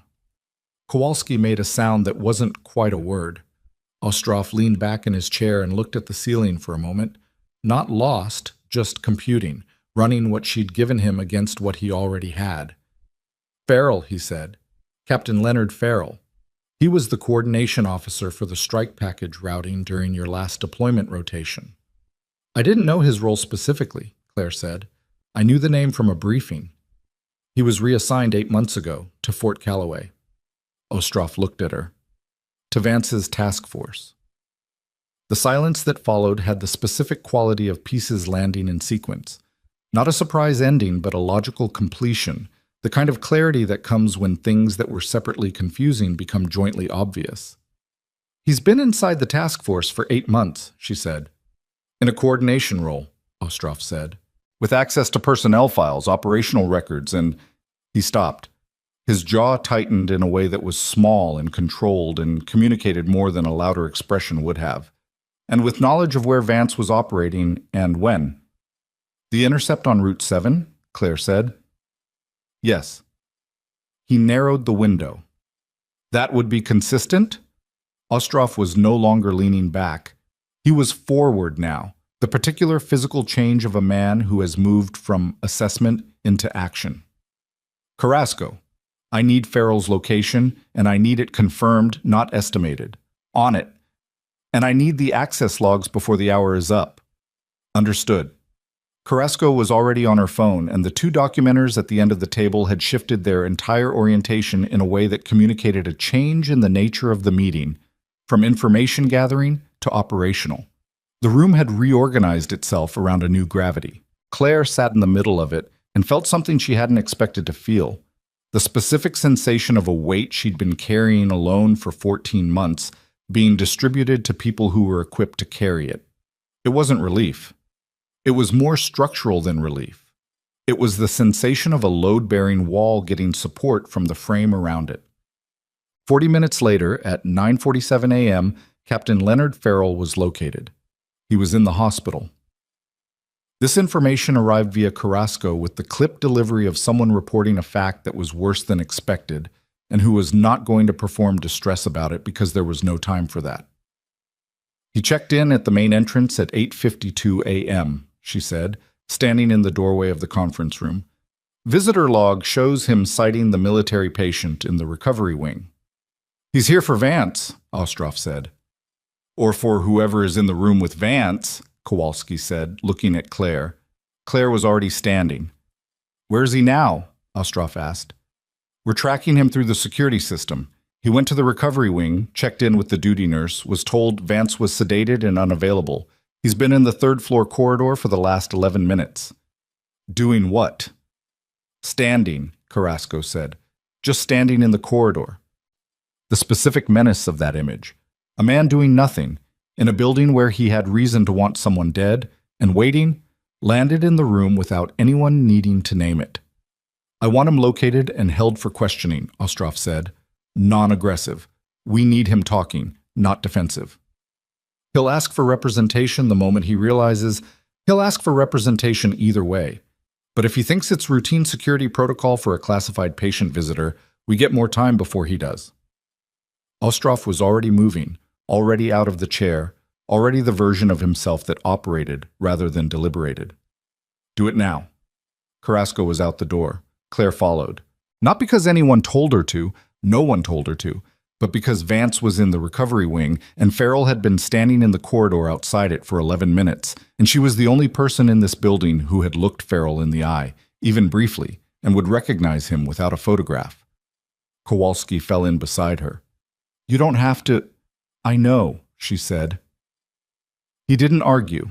The third-floor corridor was long and institutional, the kind of hallway that looked the same from either end and gave you nothing to orient by except the room numbers and the nursing station midway down.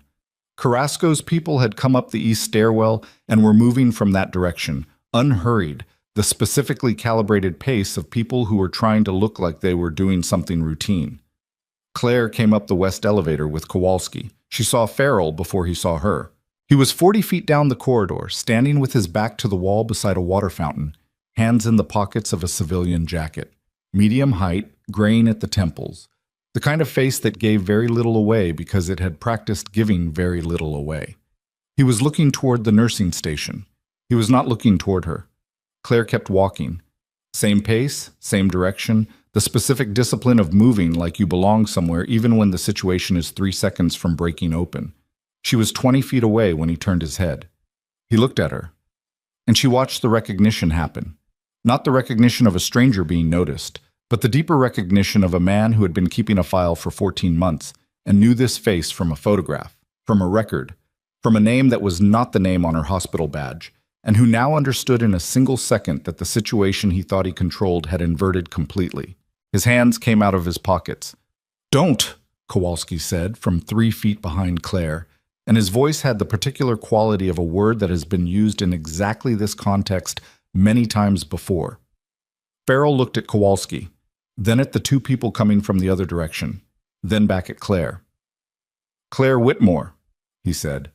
He said it with the specific intonation of a man using a name he knows is wrong, making a point of using it anyway. "That's my name," she said, "since 13 months ago." Since 13 months ago. He looked at her for a moment longer, calculating. She could see the calculation.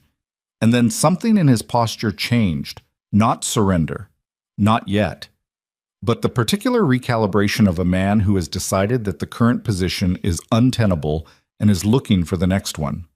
"I'm here as a visitor," he said. "Colonel Vance and I serve in the same task force. There's nothing irregular about Captain Farrell." Carrasco appeared at the corridor junction, and her voice had the quality of something closing. "We'd like to ask you a few questions, if you'll come with us. I'd like to know the basis.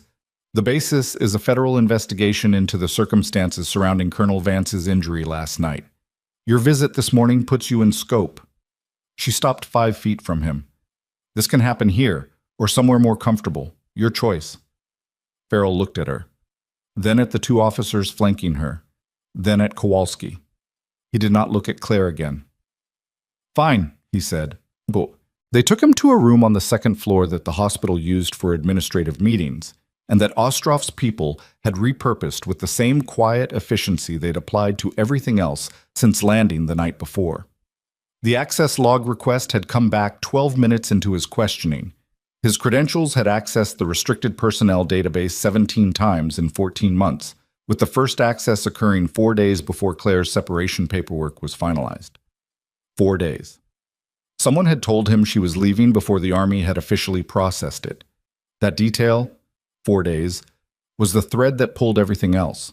Carrasco worked it methodically, and Farrell held his position for about 20 minutes before the access logs were placed in front of him, specific timestamps, specific files, his credential code attached to each one, and the architecture of his story became impossible to maintain. He didn't confess. People like Farrell rarely confessed in the clean, complete way that happens in movies. What happened instead was a series of adjustments, each answer slightly different from the last, each adjustment revealing the boundary of what he was still trying to protect, the territory he was trying to keep dark. The name that emerged from those adjustments was not his own. It was the name of the person who had told him about Claire's separation before it was final. A civilian contractor attached to the task force with access to personnel processing. A name that connected back to the strike package routing, to the deliberate coordinate manipulation that Claire had flagged 2 years ago, to a chain of decisions that someone had been trying to keep buried ever since. Farrell was, it became clear, the surveillance. He was not the reason for it. The reason for it was above him. Oh. By noon, the investigation had expanded in 2 directions simultaneously, upward into the task force structure and sideways into Calvary Ridge Medical Center's administrative history. Marcus Delvane had arrived at the hospital at 10 a.m. for what he'd apparently believed would be a brief HR process, the kind of administrative leave formality that could be managed with the right combination of legal representation and institutional loyalty. He had brought an attorney. He had arrived in his own car, in good clothes, with the bearing of a man who believed this was a temporary situation. He had not known, when he arrived, that the federal investigation had expanded overnight from Vance's case specifically to a 12-month audit of his clinical documentation, and that the audit had already flagged 9 cases where the documented physician of record did not match the clinical evidence of who had actually performed or initiated the intervention. He found out in a conference room on the first floor at 10:30 a.m., with his attorney beside him and a federal investigator named Special Agent Doreen Haynes across the table, and a stack of printed chart records that was considerably thicker than the one Carrasco had shown him the night before. Haynes was not military. She was Department of Health and Human Services, Office of Inspector General, and she had the specific energy of someone who had been doing this work for a long time and had no remaining capacity for being surprised by what people in positions of medical authority did when they believed they were not being watched. She placed the stack on the table. "Dr. Delvane," she said, "I want to walk you through 9 cases from the past 11 months where the documentation you filed as physician of record contains procedural claims that are contradicted by time-stamped nursing records, witness accounts, and in 2 cases, direct paramedic testimony." Delvane's attorney started to speak. "I haven't asked a question yet," Haynes said pleasantly. "I'm providing context." She opened the first folder. The process took 45 minutes. Each case had its own page, its own timeline, its own gap between what Delvane had documented and what the evidence showed.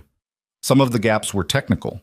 A procedure claimed at a time when he wasn't on the floor. Some were more direct. Interventions performed by nurses whose names appeared in the original documentation and then disappeared in the chart revisions filed hours later. Claire's name appeared in 3 of the 9 cases. 5 other nurses appeared in the remaining 6, including 2 who had transferred out of Calvary Ridge in the past year, both of whom had given exit interviews citing hostile work environment. Delvane's attorney requested a recess 3 times. Haynes provided it once.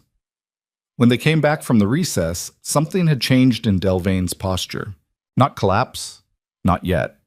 But the specific quality of a man who had returned from a private conversation with his lawyer and had been told something about the weight of what was in front of him that recalibrated his understanding of the situation. He was still Marcus Delvane. He was still the man who had stood in the trauma ward last night and pointed at the door and said, "Get her out." He still had the posture of someone who had been important for a long time and whose body hadn't gotten the news yet. But something was going. "The case from last night," Haynes said. "The patient identified as Colonel Vance. I'd like to discuss your documentation of that case specifically." His attorney placed a hand on the table, not quite touching Delvane's arm, but a signal. Delvane looked at Haynes. "I want to understand," Haynes said, "how you came to document yourself as the responding physician in a case where the paramedics report, 2 nursing witness accounts, and the patient's own preliminary statement all place a different clinician as the primary responder." The room was quiet. "My client," the attorney started. I handled the case, Delvane said. It was the same thing he'd said the night before, with the same certainty, but the certainty now had the quality of something being held together by effort rather than conviction. Haynes looked at him for a moment in the way that people look at something that is visibly under strain. Dr. Delvane, she said, Colonel Vance's surgical team documented a needle decompression of exceptional clinical quality performed prior to their arrival. They noted that the placement, angle, and depth exceeded standard protocol for a civilian emergency context and were consistent with advanced battlefield medicine training. She paused. You do not have battlefield medicine training in your record. He said nothing. The nurse who does have that background, though, the one you terminated last night, does. Haynes closed the folder. I want to give you an opportunity to correct the record before we proceed further, because the record as it stands, combined with the federal interest in Colonel Vance's case, puts the documentation fraud in a category that is considerably more serious than a hospital HR matter.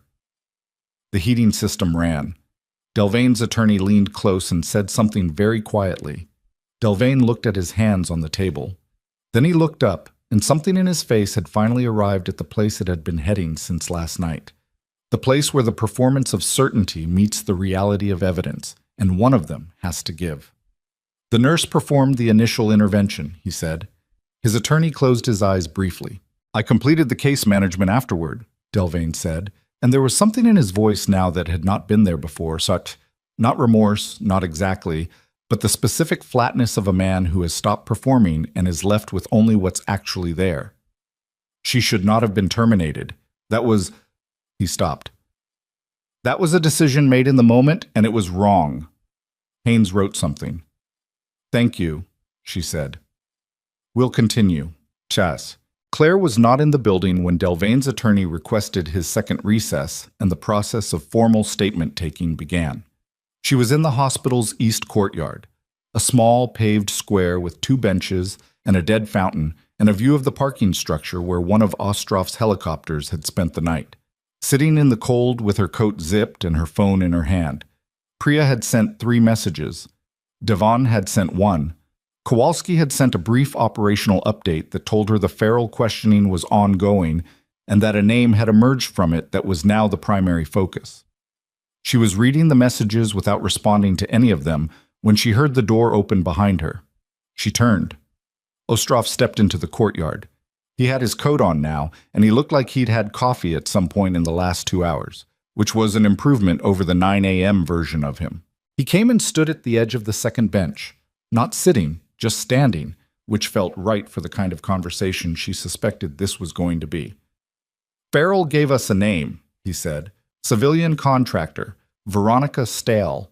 She processed your separation paperwork and tipped him before it was finalized. He paused. She also has documented access to the strike package routing system from 2 years ago. We're pulling everything. Claire absorbed this. She was the one who altered the coordinates. That's what we're working to establish. He looked at her. This is going to take time. Weeks, possibly months, and it's going to require you to make a formal statement about what you observed 2 years ago regarding the strike package. I'll give it. It may expose aspects of your operational history that you've been... I know what it may expose, she said. I'll give it. He nodded. Not gratitude, acknowledgement, which from him meant more. The other thing. He put his hands in his coat pockets. Your termination last night. Castellano has already agreed to reinstatement as a condition of the hospital's cooperation with the OIG investigation. You can go back to your position as early as next week. Claire looked at the dead fountain for a moment. The basin had a thin skim of ice across it from the overnight freeze, the kind of fragile surface that would break under any real weight. As a nurse, she said. That would be the reinstatement, yes. She was quiet. There may be other options, Ostrov said carefully. Depending on how the next few weeks develop. Depending on conversations that are not yet ready to be had. He looked at her. I'm not going to make offers I can't stand behind, but I want you to know the conversation isn't finished. She looked at him. I left, she said. I made a decision to be done with that world. I know. I was a nurse for 8 months, and no one died because of my judgment, and several people live because of it, including one of yours. I know that too. And I was treated like... She stopped, not because the words weren't there, but because saying them suddenly felt like a release of something she wasn't sure she was ready to release. She started again. I spent 8 months being told I didn't belong.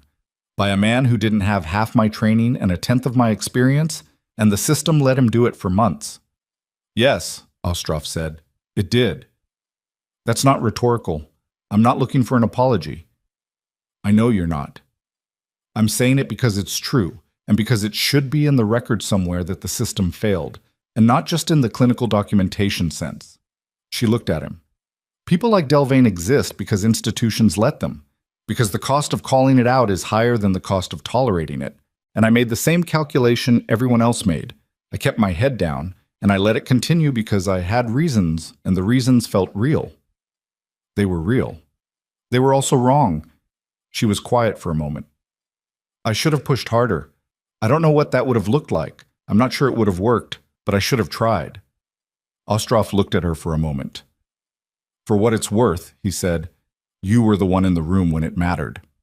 She looked at the fountain. Barely, she said. He didn't argue with that. He pulled something from his coat pocket, a card, military issue, plain, with a number and nothing else, and set it on the bench beside her. When the formal process is underway, he said, there'll be a briefing. You'll need to be present for the parts you have first-hand knowledge of. He turned toward the door. The rest can wait. She picked up the card. On the other side, in handwriting, was one word, Reyes. She turned it over, then back. And when she looked up, Ostroff was already at the door, and he was holding it open for someone else, someone who was coming from inside the building, someone Claire didn't recognize, a woman in civilian clothes with a federal badge on her belt and a manila folder under her arm, and the expression of someone who had been moving fast all morning and had just found the person she'd been looking for. Ms. Whitmore, the woman said, slightly out of breath. I'm with the OIG's administrative division. I've been reviewing the Cavalry Ridge personnel records. She opened the folder. There's something in here we need you to see, specifically the internal complaint reports from the last 2 years. She paused. Your name appears in them, not as a complainant. Claire stood. As a subject, the woman said. Delvain filed administrative reports on you, 14 of them, going back to your first month. She turned a page. The last one was filed 4 days ago. She looked up. It recommends your termination for reasons of clinical incompetence and cites 3 specific incidents as evidence. Claire looked at the folder. The 3 incidents he cited, the OIG investigator said, her voice careful, are the same 3 incidents where our audit shows you performed the actual intervention that he later claimed credit for. The courtyard was very quiet. He built a case against me, Claire said, using the same events. Yes, the investigator paused, which means when he terminated you last night, it wasn't just a decision made in the moment. She looked at Claire steadily. It was the execution of a plan he'd been preparing for 4 months. The folder was still open in the investigator's hands. Claire looked at it. The printed pages, the case numbers, the 14 separate reports filed with the same signature at the bottom, Marcus Delvain's name appearing on each one with the regularity of something that had been a project. She looked at the dates. The first report was filed in April, 5 weeks after she'd started at Cavalry Ridge. 5 weeks after the night she'd identified the tension pneumo and he'd told her to step back. He hadn't just been humiliating her, he'd been building a file. He was documenting incompetence that didn't exist, she said, while simultaneously taking credit for competence that wasn't his. That's how the OIG is reading it, the investigator said. The same incidents appear in both records, his credit claims and his complaint reports, but with opposite characterizations depending on the audience. She paused. It's a specific kind of fraud, deliberate and sustained. It required him to maintain 2 parallel narratives simultaneously for 4 months. He was going to fire me eventually regardless, Claire said. Last night just gave him a reason that looked clean. Yes. The needle decompression without authorization. That was the incident he'd been waiting for. Something he could point to that looked like a clear boundary violation, regardless of the outcome for the patient. Claire closed the folder and handed it back. I'll give a full statement, she said, about all 14 cases. Whatever you need. The investigator nodded, and there was something in her expression that wasn't quite professional detachment anymore. The small, visible remainder of someone who had read a file all morning and was standing in front of the person the file was about and finding that the person was real in a way the file hadn't prepared her for. We'll schedule it this afternoon. She went back inside. Claire stood in the courtyard alone with the card in her hand and the ice still on the fountain basin and the gray November sky sitting flat and heavy over the roofline. And she allowed herself 1 minute, just one, to feel the full weight of what the last 14 hours had been. The weight of the rain at the bus stop. The weight of Delvane's finger pointing at the door. The weight of 8 months of being precisely, consistently, systematically wrong in a room full of people who were watching it happen and calculating whether the cost of saying something was worth it. She had made that same calculation herself. She was not going to pretend otherwise. The minute passed. She put the card in her coat pocket and went back inside. By 2 in the afternoon, the hallways of Calvary Ridge had taken on the specific quality of an institution in the process of reckoning with itself. Not dramatic, not the kind of reckoning that announces itself, but the quieter version where people are working and talking and doing the ordinary things of an ordinary shift, while underneath all of it, the ground has shifted and everyone can feel it, even if no one is naming it directly. The OIG investigator had 3 nurses in formal interviews by noon. All 3 had filed nothing. All 3 had watched. All 3 gave accounts that were, in the aggregate, a detailed and consistent picture of what had been happening in Calvary Ridge's emergency department for the better part of 2 years. Raymond Castellano, the administrator, had retained his own attorney by 11 a.m. and had stopped responding to staff queries by 11:30. His office door was closed. It would remain closed for the rest of the day, and by end of week it would be closed permanently. The board of directors had been notified of the federal investigation's scope by Haynes personally, and the board, confronted with the documented evidence of 4 suppressed complaints and the liability architecture that suppression had created, moved with a speed that they had conspicuously failed to produce when the complaints were being filed. Castellano was placed on administrative leave by 3 p.m. His letter of termination, when it came 2 weeks later, cited failure of fiduciary responsibility and breach of institutional duty of care. It was thorough, and it was late, and it was, like most institutional accountability, something that happened after the damage rather than before it. That was the honest version. The board would not have used those words, but that was what the words meant. Delvane's formal statement to the OIG took 3 hours and produced a document that his attorney spent 2 weeks trying to limit the scope of and largely failed. The medical board received notification of the investigation within 48 hours. His license was suspended pending review within the week, not revoked, not yet, because the process had its own timeline and its own requirements, and people like Haynes had learned not to rush the parts that needed to be done right, even when the conclusion was already visible from where they were standing. The revocation came 6 weeks later. It was not a surprise to anyone who had been paying attention. The specific public nature of it, the announcement, the board's formal statement, the notice sent to every facility where Delvane had ever held privileges, was not theatrical. It was procedural, but procedure, in this case, happened to be exactly as visible as the situation required. Every nurse he had ever dismissed in front of a room full of people received the notification. Every junior attending who had learned to agree rather than object received it. The charge nurses who had filed concerns and watched them disappear into Castellano's inbox received it. Devin Marsh read the notification on his phone during a break between patients and sat with it for a moment in the break room. He did not feel triumphant. He had thought he might, and he didn't. What he felt was something more complicated. The particular mix of satisfaction and regret that comes when justice arrives, and you can see clearly, from that vantage point, exactly how much earlier it should have arrived. Priya felt something similar. She had already written and submitted a formal account of the April incident, the first incident, the tension pneumo that Delvane had delayed and then claimed. It had taken her 4 paragraphs to describe it accurately and 30 minutes to start writing it, because starting required her to sit with the fact that she had known what she'd seen and had not said so for 7 months. She submitted it anyway. That was the only thing she could do with it now. Claire's formal statement to the OIG ran to 11 pages and covered all 14 cases, each one documented with the kind of clinical specificity that made the investigative record unambiguous. She gave it without editorializing and without the kind of retrospective anger that would have been entirely understandable and entirely unhelpful. The investigator asked follow-up questions for 2 hours.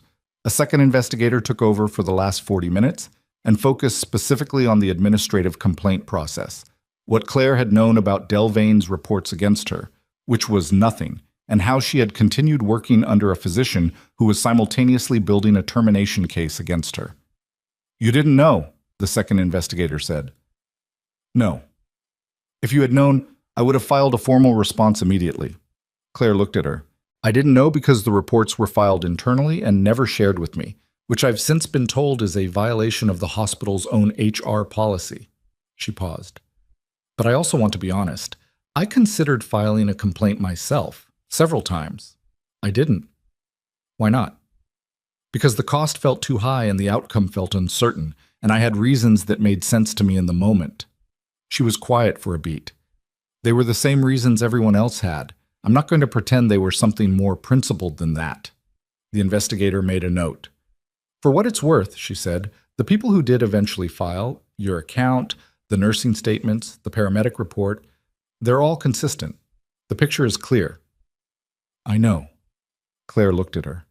"But the picture would have been clear 7 months ago if anyone had drawn it then, including me." Well, 2 weeks after the night on Route 7, Colonel Darius Vance was transferred from Calvary Ridge to a military medical facility for the remainder of his recovery. Before he left, in a window of about 40 minutes, where he was ambulatory enough to be in a chair and clear-headed enough for a conversation that wasn't about his vitals, he asked to see Claire. She came to his room in her regular clothes, not scrubs because she hadn't been back in her position yet. The reinstatement paperwork moving at the pace institutional paperwork always moved. She sat in the same chair as before. He looked better. Not well. He was still the color of someone who had lost significant blood and was reconstructing himself from the ground up, but present in a way that the surgery night hadn't allowed. "I heard about Delvane," he said. "It's moving through the process." "Stall?" "Federal charges pending. Farrell is cooperating." She looked at him. "The coordinate manipulation case is open. They're going back through 18 months of packages." He nodded slowly. "That's going to be a long process." "Yes." "And you're going to have to testify." "Yes." He was quiet for a moment, looking at her with the expression of someone who has something to say and is choosing the right form for it. "I should have come to you differently," he said. "Coming the way I did, without security, without backup, without telling Ostroff. That was bad judgment. I was trying to protect you, and I created a situation that put you at risk." "You created a situation that told me someone had been watching me for 14 months, she said. "I needed to know that. You needed to know it in a way that didn't almost get us both killed." "Probably," she agreed. He almost smiled. The effort of it showed. "Reyes," he said, using the old name the way you use a name that belongs to a version of someone you respect. "Whatever you decide next about going back, about the other stuff Ostroff wants to talk about, make sure it's what you want, not what the situation is pulling you toward." She looked at him for a moment. "Is that what you think I do? Get pulled?" "I think you're good enough at what you do that situations tend to form around you whether you want them to or not." He paused. "I think you left for real reasons, and you should make sure whatever comes next is for real reasons too." She sat with that. "Go recover," she said finally. "Stop giving advice while you're on pain management." He laughed, which cost him, and she stood up and left while he was still recovering from the laugh, because that felt like the right moment to leave. She went back to work on a Monday. Not with ceremony. She had specifically not wanted ceremony, had told Priya this clearly, and trusted Priya to communicate it to everyone else, which Priya had done with the efficiency of someone who understood exactly why. She came in at her regular time, in her regular scrubs, and picked up where the schedule put her, which was triage intake. The shift was busy. The shift was always busy. A kid with a broken wrist, a woman with chest pain that turned out to be musculoskeletal but needed to be ruled out properly, a man who had waited 4 hours in the waiting room with what he described as stomach trouble and what turned out to be a hernia that needed surgical referral. The ordinary, urgent human chaos of an emergency department running at capacity with not quite enough people to cover everything perfectly. Around noon, a new attending introduced herself. Dr. Margot Fisk, 38, 2 weeks into her position, the first hire under the interim department chief who had taken over after Delvane's suspension. She had a direct manner and the specific quality of someone who had been told about the recent history of the department and was still calibrating what it meant for how she operated. She found Claire at the station midway through the afternoon. "Whitmore," she said. Claire looked up. "The patient in Bay 4, the chest pain case from this morning. I reviewed your triage notes." She paused, and the pause had something in it. "The differential you flagged, the musculoskeletal indicator alongside the cardiac rule-out, that's exactly the right framing. Clean documentation." "Thank you," Claire said. Fisk held her gaze for a moment. "I've been told to look at how you work," she said. Not as oversight, as, she seemed to decide on directness, as the person who's doing this job right. Claire looked at her. "I'm a nurse," she said. "I do what nurses do." "I know what nurses do," Fisk said. "I've worked with a lot of them. I'm talking about something more specific." Claire was quiet for a beat. "Then watch," she said. "Not me. Watch how the whole team works when nobody's treating them like they need to be managed down." She nodded toward the Bay Area, toward Priya checking a chart, toward Devon moving with the compact efficiency of someone who had been doing this long enough for it to live in his body. That's what it looks like when people aren't spending energy on protection. All of it goes to the patient. Fisk looked at the floor for a moment, then at Claire. "That's going to take some rebuilding." "Yeah," Claire said. "It is." She went back to her chart. 3 weeks after that, on a Tuesday afternoon when the shift had gone long and the waiting room was finally clearing, Ostroff called. Not to the hospital, to her personal phone at 6 p.m., when she was sitting in her car in the parking structure with the engine running and the heater finally reaching the temperature she needed it to reach. "The stall investigation has produced enough to proceed formally," he said. "The coordinate manipulation case is going to federal prosecution. Your testimony will be required." "I know. I'm ready." "There's another piece." He paused. "We're standing up a new review process for strike package routing, an independent clinical and tactical oversight component. I want someone with your specific combination of background to help design the protocols." She looked at the parking structure's concrete wall. "That's not a nursing job." "No," he said. "It isn't. It would mean a conversation about what you want the next chapter to look like," he said. "Not what you're obligated to do, what you want." She sat with that for a long moment. Outside the parking structure, the late November sky was going dark early the way it did at this altitude and this latitude in this season. Not gradually, but decisively, the light pulling back like it had somewhere to be. The mountains to the west were already invisible in the dark. The hospital lights were on across the lot, all those windows lit, all that kept alive business continuing. She thought about Vance's advice, which she'd been carrying since he gave it. Make sure it's what you want, not what the situation is pulling you toward. She thought about the 14 complaint reports with Delvane's signature. About the April night, the first night when she'd prepared a needle tray and been told to put it down and had put it down and watched a patient nearly die for the time that cost. About the 8 months of being told, in ways large and small and public and private, that she was less than what she knew herself to be. And about how she had accepted that, partially, gradually, in the way that people accept things they live with long enough. She had been good at being quiet. She had been good at making herself fit a frame that was too small for her. And she had told herself that was a choice, a conscious decision, a reasonable strategy for a life she was trying to build carefully. But quiet had almost cost a man his life. And quiet had given Delvane 4 months to build a case against her using the same acts of competence she'd been trying to hide. The thing about making yourself small is that it doesn't actually protect you. It just means you're small and still in danger, and now you've also lost the ground you could have been standing on. "I'll have the conversation," she said. "Good." A pause.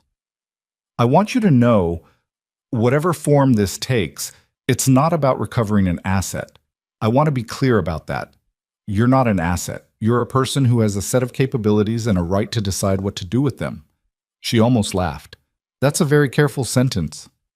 I've been practicing it, he said, which surprised her because it meant he'd anticipated she'd need to hear it put that way, which meant he'd paid more attention to the last few weeks than she'd given him credit for. I'll call you Thursday, she said. She hung up. She sat in the car for another few minutes before driving home. She wasn't deciding. The decision had already been made somewhere in the last 30 seconds, and she knew it, the way you know things when they stop feeling uncertain and start feeling like themselves. She was just sitting with the shape of it. She had spent 14 months building a life that fit what she thought she needed. Small, careful, contained, located far enough from what she'd been that she could almost forget how much of her it had taken up. And she had found that the version of herself she'd been trying to maintain was not actually smaller. It was the same size it had always been, and the effort of containing it had been the work, not the rest. She was not going back to who she had been before. That wasn't what Ostroff was offering, and it wasn't what she wanted. The person she'd been before had looked at a targeting discrepancy and flagged it through proper channels, and then left when the system failed to protect her for doing so. That person had been right to leave. The leaving had been correct, but correct and permanent were not the same thing. What she was now, the nurse who had kept her head down for 8 months and finally stopped, the combat medic who had never actually stopped knowing what she knew, the woman who had sat in the rain at a bus stop and watched the lights of a hospital she'd just been thrown out of and felt, under the anger and the cold, a very clear sense of what was right. That person was not going back. That person was going forward, into a process that was going to require her testimony, her expertise, her history, and her willingness to be exactly as much herself as the situation required. No more, no less. She put the car in drive. There's a particular kind of courage that doesn't look like courage from the outside. Not the kind that announces itself, not the kind that gets witnessed in the moment. It's the kind that shows up in the decision to stop making yourself easy to dismiss, to stop helping people who would minimize you do it more efficiently, to take up the space you've earned and hold it without apology, not because it's comfortable, but because the alternative has costs that compound in the dark and eventually land on someone who needed you to be bigger than you were willing to be. Claire Whitmore, Reyes once, and possibly again in some form that didn't require her to choose between the names, drove home through the dark streets of Harlow Creek, past the bus stop on the access road without slowing down, past the lit windows of Calvary Ridge burning steadily against the November sky. She had been thrown into the storm. She had held the needle steady in it, and she had not disappeared.